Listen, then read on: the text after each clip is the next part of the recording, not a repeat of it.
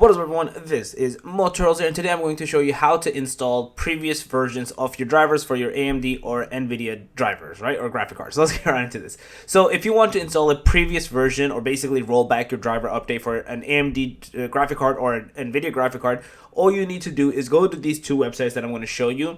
In here, you're going to basically choose whatever specific graphic card you want to roll back. And let's just presume this is the one for, as an example, the Radeon RX 7000. Again, you choose all the specific models to get the exact ones. And then in here, first, you're going to get the latest version of which one you want. Then if you click into previous versions, this is where basically the previous versions of it starts to pop up. And then you can start essentially going into the release, and you'll even see the exact release dates. This is essentially how you get the historical drivers. And the reason you want to do this is usually when you do an update for a newer version, sometimes for kind of outdated-ish graphic cards, sometimes what happens is the game you're trying to play with is not compatible, so this basically ends up breaking, or whatever you're trying to do. It doesn't even have to be a game, it could even be a software or an application, right?